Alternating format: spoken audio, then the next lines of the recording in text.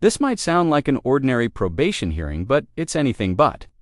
Tylan Douglas was given deferred adjudication for a third-degree felony, meaning the court held off on convicting him, giving him a real shot to avoid prison, but instead of laying low and following the rules, he racks up incident reports inside the jail on the very same day as his last hearing. Now he's back in front of the same judge who tried to give him a second chance. The stakes, his freedom, his future. And whether this judge believes he deserves any more opportunities, the question isn't just what he did, it's why he did it, knowing everything was on the line. Let's break this down. Good morning. Are you Tylan Douglas? Yes, ma'am.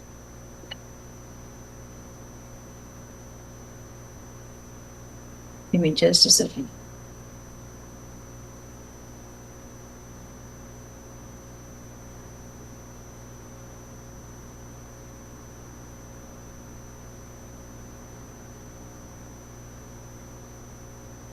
Good morning. Good morning.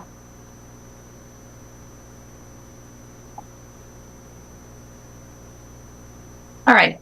Will your client waive the formal reading of the motion? He will, Your Honor. I didn't already have that. Sorry.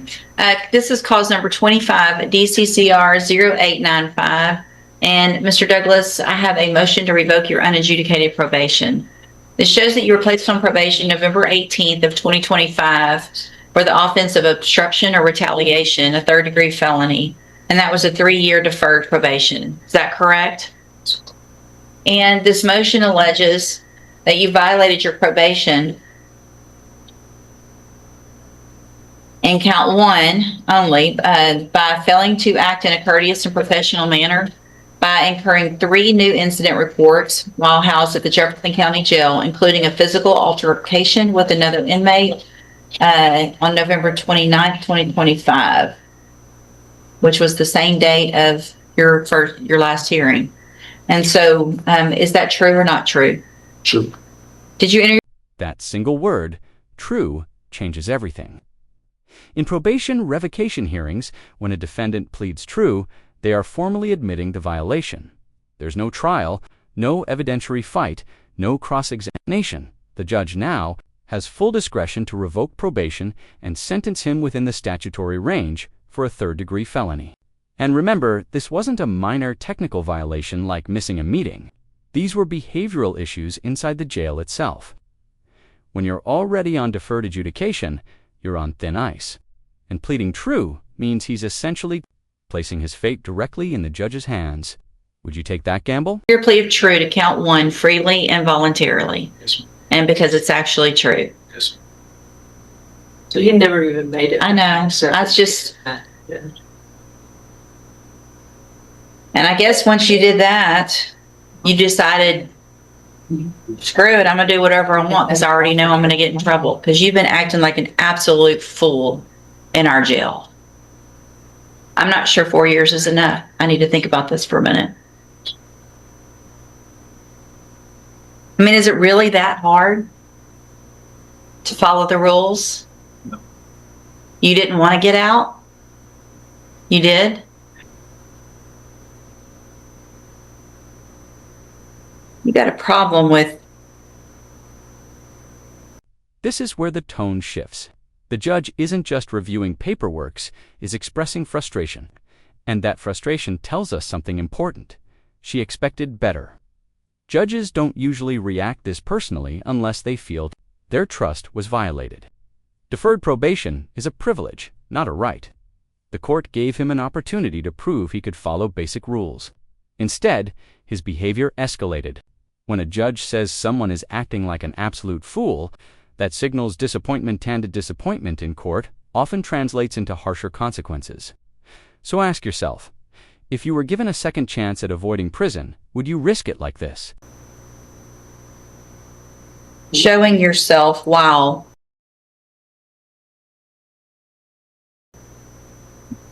You don't? I ain't got no problem. You don't have a problem? You just like to do it and you think that's cool to do that in front of them? Even though you know you're going to get written up and go to prison for that? Was that worth it? No. Have a seat in the jury box. I'm not sure that I'm going to accept this agreement. A little longer than a few minutes later. Tylan Douglas, it should have been with Oh, never mind. Did I print it? Nope, I haven't yet. I kept it. That's why. Okay. All right. So just for the record, and I've gone back to review the pre-sentence report just to remind myself of what was in that and kind of what got us where we are now.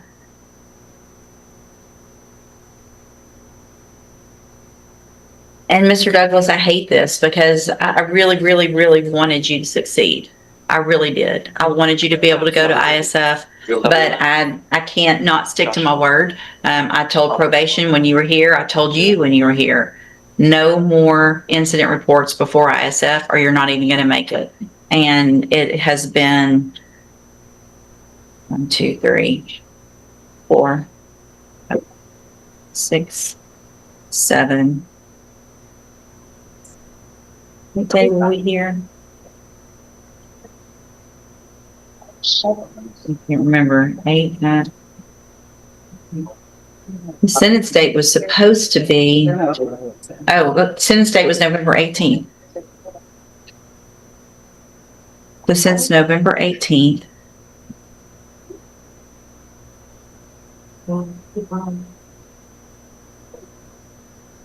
These aren't minor infractions.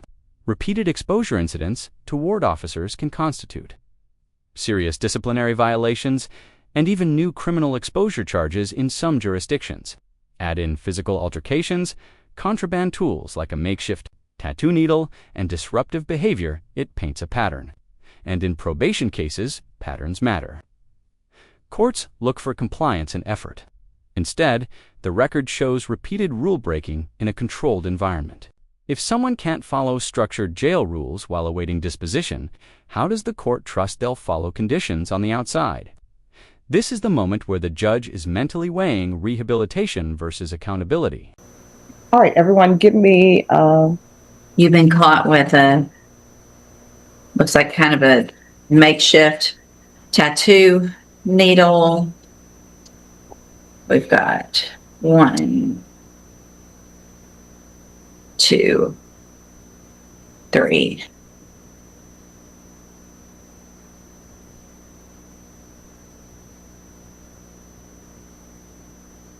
Four or 5 at least times when you have been exposing yourself while masturbating to the officers, spraying other inmates with disinfectant spray, horse playing, smoking. I mean, it's just. Judge, I certainly understand your thoughts about it not being enough time, especially with the incident reports you're having a problem with on all these people in the jail. No, I think I'm going to go along with what you guys have agreed to. I just wanted some time to look at it. I'm just reminding myself of all. I mean, the fact that you got this in the first place, because we went through. I have it all marked off on this PSI. Your juvenile history and the opportunity you were given now that you're an adult to change your life and just follow simple rules. So I am going to, let's see.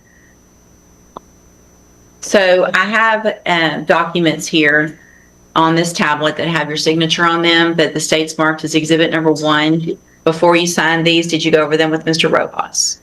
Yes, ma'am. Do you fully understand them? Yes, ma'am. Do you understand, if I go along with this agreement, that you're waiving any right to appeal? Yes, ma'am. State tenders number 1. No objection.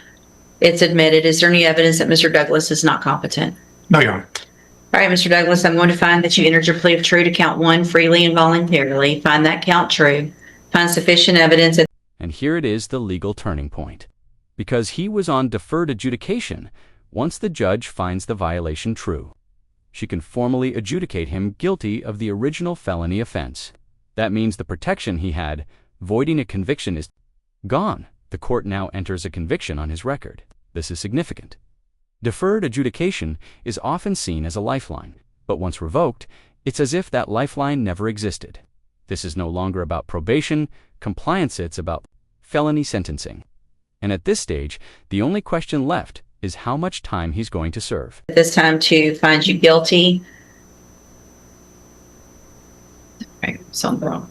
Find you guilty of obstruction or retaliation, a 3rd-degree felony. sentence you in accordance with your agreement to a term of 4 years in the institutional division of the Texas Department of Corrections. You will receive credit on that sentence for any time that you've been in custody that the law gives you the right to receive. I'm going to hand you the trial court certification that shows this was an agreement that I For years in TDC. Now, that's within the standard range for a third-degree felony in Texas, which can carry 2 to 10 years. So this isn't the maximum, but it's significant. The judge also mentions parole eligibility in about a year and a half. That means his conduct moving forward becomes critical. Prison behavior can determine whether he serves closer to 18 months or the full 4 years. Notice something else. The judge ultimately followed the agreement despite her hesitation. That tells us she balanced frustration with fairness. She stuck to the negotiated recommendation, but made it clear future behavior will decide the rest. followed, so you waived your right to appeal. I'm also going to hand you a written admonishment regarding your ineligibility to possess a firearm or ammunition. Because of the judgment entered against you, you're ineligible under Texas law to possess a firearm or ammunition. Possession of a firearm or ammunition could lead to charges against you. If you have any questions about the laws that make you ineligible to possess a firearm or ammunition, or about how long that lasts, you can talk with Mr. Rojas. And so today, just Mr. Douglas, just because you got time today does not mean that you still can't do better and change your life. Better you act in prison, the sooner you're going to make parole. The sooner you do that, you can get out, hopefully follow the rules and have the best life you can. You get in TDC and act like you've been acting in our jail, you're going to end up doing the whole 4 years. But you're eligible for parole in less than 2. In about a year and a half, you're eligible for parole. And that's going to be 100% up to you. And I can assure you, you're not going to get it if you keep acting like this. All right? You can go back with the bailiff. This case is a textbook example of how second chances can disappear. Deferred probation was meant to give Tillin Douglas an opportunity to avoid a felony conviction, but repeated jail misconduct triggered revocation, adjudication, and a 4-year sentence. Legally, the judge acted within her discretion. Emotionally, you could hear the disappointment in her voice. The takeaway? Probation isn't just paperwork hits performance. Every action counts. Now we want to hear from you. Do you think 4 years was fair, or should the judge have gone higher? If you found this case as eye-opening as we did, make sure to hit that like button, share your thoughts in the comments, and don't forget to subscribe for more in-depth courtroom breakdowns.